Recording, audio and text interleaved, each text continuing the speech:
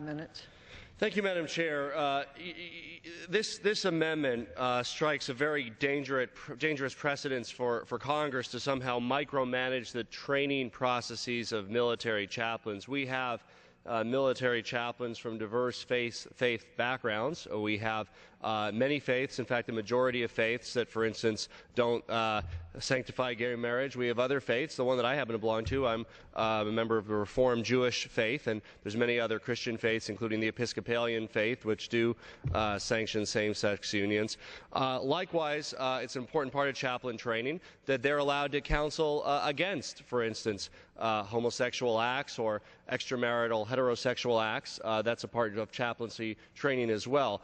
For Congress to interfere with the military processes of chaplaincy training is absurd and unprecedented. And with regard to this particular training program, I'd like to ask my friend from Kansas, Mr. Hulskamp, if I could just yield a moment to him if he has read this particular training manual that he's seeking to defund here, and I'll yield to the gentleman from Kansas. Recognized. Yes, if the gentleman will restate his question. Would the gentleman from Colorado restate I'm sorry. Has the gentleman from Kansas read the training manual that he's seeking to defund in this case? Thank you, Madam Chairman. That's an excellent question. We tried to obtain a copy of that from the Department of Defense today, and they refused to provide a copy.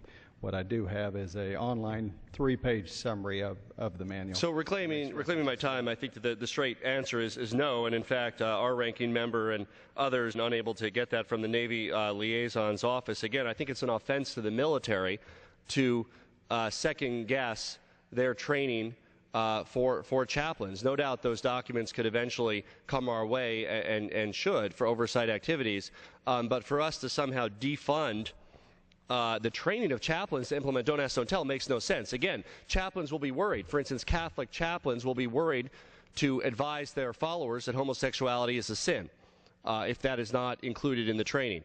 Those that for whom homosexuality is not a sin will also likewise be worried about advising the troops. There will be a void, a huge void, to not train the spiritual advisors to members of our military about the implementation of Don't Ask, Don't Tell. I mean, why not try to not train any of the troops? I mean, there's a whole, again, whether you supported it or not, I think most of us believe that it was better that there was a training process, and let's say a court had ordered, which has now happened, absent a training process, an instantaneous change.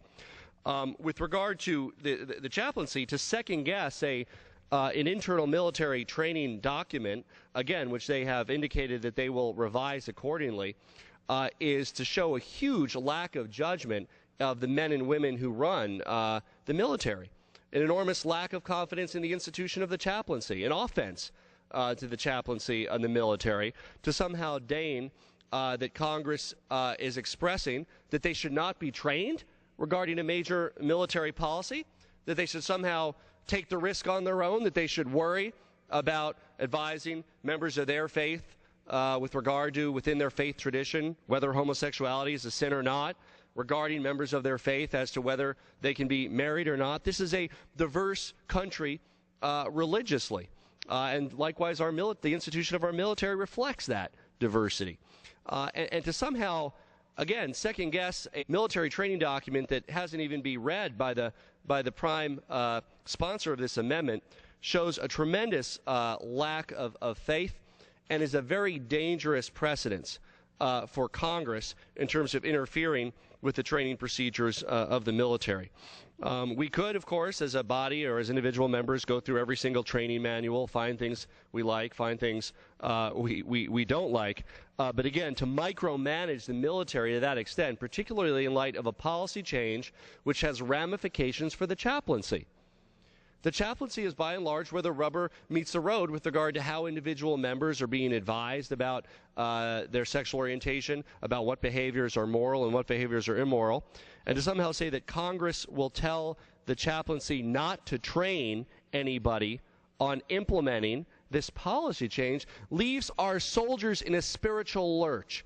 It leaves our Christian soldiers in a spiritual lurch. It leaves our Jewish soldiers in a spiritual lurch, our Muslim soldiers in a Jewish lurch, all of those who take advantage of the good offices of the chaplaincy in the military, just as, of course, we have a chaplain in this fine institution, the United States Congress. So, again, this is a change that perhaps many members of the chaplaincy were not in favor of. Some were. It depends on their faith position, their own political opinions. But they need to be trained in accordance with military protocols, and this amendment would gut that. And I strongly urge a no vote, and I yield back the balance of my time.